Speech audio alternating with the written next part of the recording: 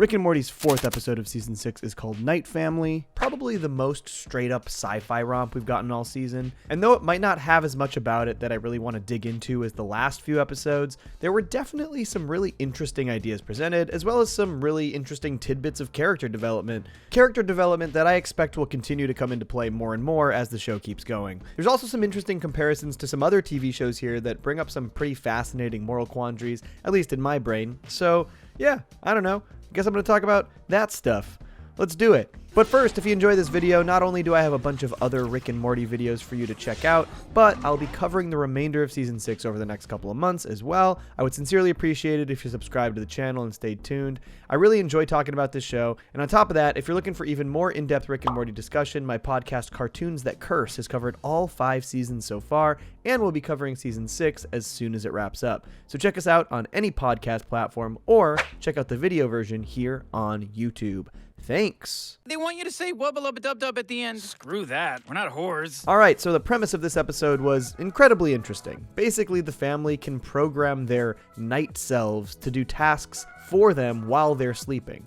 This allows them to get stuff around the house done, or learn new skills, or work out without actually experiencing it, or feeling like they've spent the time doing it. It's a cool concept, and it's actually very similar to the core concept of Severance, a TV show on Apple TV+, which, if you haven't seen, you absolutely need to watch it. It's probably my favorite piece of television of the last few years. It's really great. And like Severance, I think this entire idea brings up some wildly fascinating moral questions. In the episode, Rick and most of the Smith family basically treats their night person like a slave or servant. They literally only exist to accomplish the tasks that they don't want to spend time doing. Rick pretty much says this exactly. Our job is not to make the night people's chores easier. They exist only to do the shit we don't want to do. So let's explore that. If a person effectively partitions their brain in two, creating a whole separate person or personality within their body, should they be allowed to have ownership and control over that separate personality? The way I see it, night people are new people. Yeah, they split off from their daytime counterparts, but if they have their own lives and experiences that inform their own separate path of development, that sort of makes them entirely new beings, right?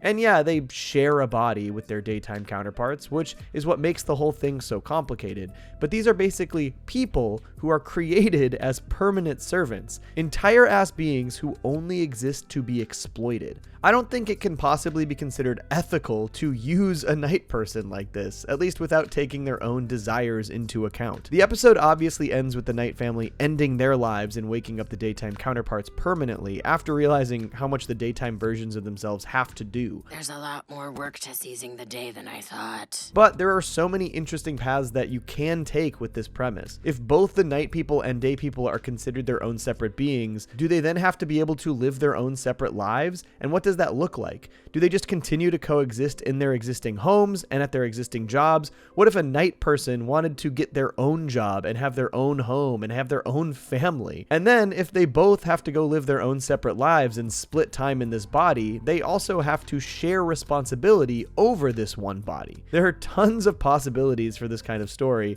and I just think the idea of two different people sharing a single body is really interesting, which again is why you all need to watch Severance. 10 out of 10 show, for real. Go watch it. And the episode absolutely suggests that these characters do sort of have their own separate personalities outside of their daytime counterparts.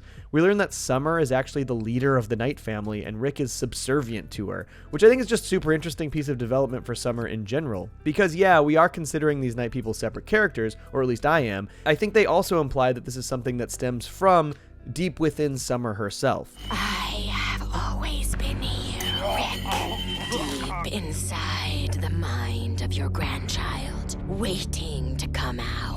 And the more this show goes on, the more I start to feel like Summer is becoming more and more Rick-like. He seems to trust her pretty significantly for just about any issue at hand. He had no problem in episode 2 of the season trusting her to do the Die Hard and protect his and Morty's bodies from alien terrorists. He trusted her to set the interdimensional beacon in this year's season premiere. He trusted her to go to the bottom of the ocean in his quest against Mr. Nimbus in season 5's premiere. There's just now countless examples of Summer really holding her own and becoming her own confident, capable lovable person. And the fact that through these subconscious parallel versions of the entire family, Summer's leadership comes to the forefront, I think that says a lot about her development and maybe her trajectory moving forward as well. Honestly, there were things about the entire family that you could extrapolate from this week's episode. I think most notably, Morty, Summer, and Beth are all starting to adopt a lot of Rick-isms. This entire episode showcases all three of them basically following Rick's lead and using the Knight family versions of themselves as these exploited tools to better themselves. And they even chastise Jerry for doing things differently. Jerry, this isn't how you're supposed to use a night person. But Jerry, not being a blood relative of Rick, seems to be the one holdout who doesn't fall into this kind of development. And I really love that they're not only differentiating Jerry from the rest of the family this way, but also doing so in a way that showcases that this is actually a positive. Jerry opts to instead make friends with his night person. They write letters to each other and just talk. And it's through Jerry's relationship with himself that they even start to realize that the Knight family has problems with the way they're being exploited. And then throughout the episode, Knight Jerry is the only one who in turn wants to help their daytime counterparts. Jerry's kind and gentle nature, while derided by Rick, Morty, Summer, and Beth, is shown to be one of the things that actually helps save them from this predicament. I feel like this is such a nice change for the show. They can still sort of make fun of Jerry for being the way that he is, but by giving him some wins, it basically sends the message that the cynical, mean-spirited nature of Rick isn't always superior. Honestly, the other thing I loved about this episode was just its tone. From the beginning, it just doesn't feel like any other episode of Rick and Morty. The nighttime shots don't look like any other episode of Rick and Morty. A lot of the scenes with the Knight family are super creepy, and it's cool to see the show experiment with tone like this so late in the game. The entire final chase sequence was also just logistically really cool to see. Super creative to have the family literally in a chase with themselves as they fall asleep and wake up, transitioning between the Knight family and the Day family. I've never seen anything like it, and it must have been pretty difficult to conceptualize and choreograph.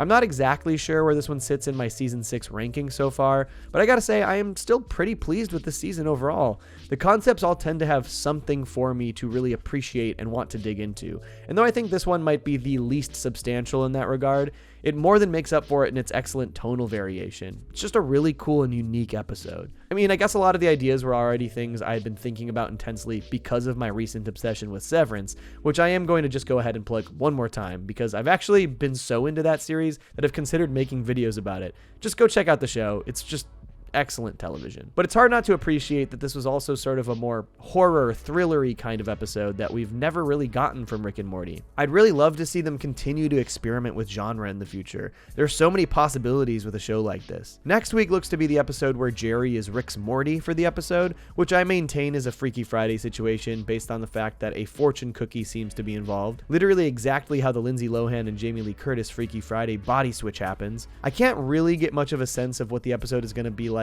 outside of this though. It seems like they're infiltrating this office building, and I know we've seen clips going full Doc Ock in the trailers for this one.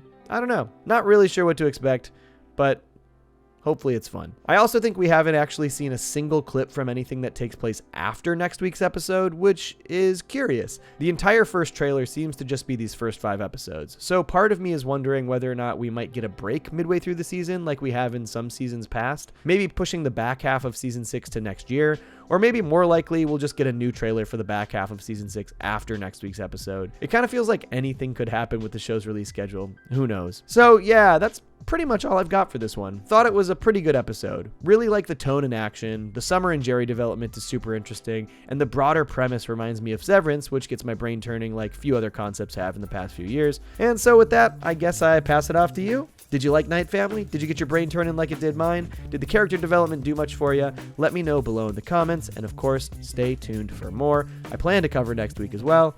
Hopefully, I'm inspired to do that. Peace. Johnny! To challenge!